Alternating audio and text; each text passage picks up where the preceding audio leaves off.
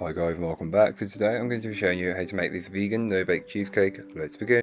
So to get started on the recipe, you'll want to make the cheesecake base. So for that, grab yourself a food processor and place in your digestive biscuits and just split them up until they reach a fine crumb.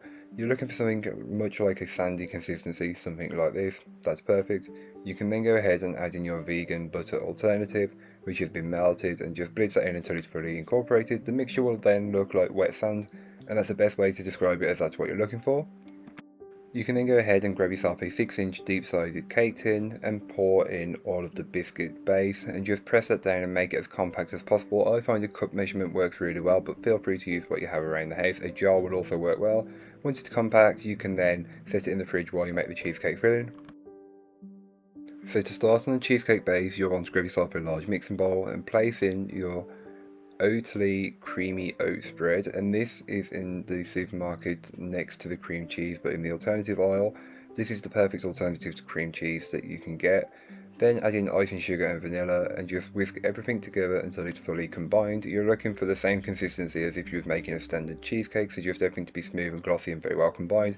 The mixture should be thick enough to hold its shape, and here is the best ingredient I've seen so far. It's a whippable double cream alternative, and it's perfect. It whips up and you wouldn't really even be able to tell that it isn't cream, which is perfect if you're not the vegan sort of fan. This recipe will change your mind. Once the cream has been added, just whisk on a high speed until it's fully incorporated, and the mixture should thicken up very well and should be able to hold its shape with no issue. If it doesn't, just keep whisking until it does. Then you can go ahead and give the bowl a scrape with good scraping down, and this is just to incorporate any bits that may not have been fully worked in from earlier on.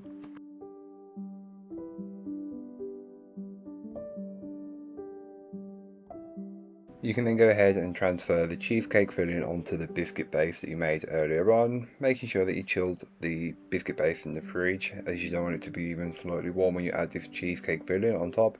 Then just spread and level it out as best as you possibly can, getting it as smooth as possible, then place it into the fridge to chill.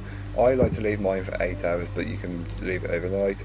Once you're ready to serve the cheesecake, you can then add the cream. So you want to add the cream the day that you intend on using it. So for that, grab yourself a large mixing bowl and place in some of your Oatly double cream alternative, icing sugar and vanilla, and whisk until the cream has reached a stage which is between soft and stiff peaks. It should hold its shape very well, much like this. Then you can go ahead and remove the cheesecake from the tin and grab your plate, stand or board of choice and place your cheesecake onto it. Once you've done that, you can then go ahead and start to pipe on your rosettes on top. You can pipe as many or as few as you'd like. I went with 8 as that's like the perfect amount, and you still get a generous amount of the cheesecake. As you can tell, these aren't small portions. So thank you so much for watching. I hope you enjoyed. If you did, don't forget to like, comment and subscribe for more from me, and I'll be back again very soon with another recipe, so join me then. In the meanwhile, don't forget to check out the description. There'll be a link to this recipe, a link to my blog, and links to all my social media, so don't forget to go and follow me over on there if you're interested.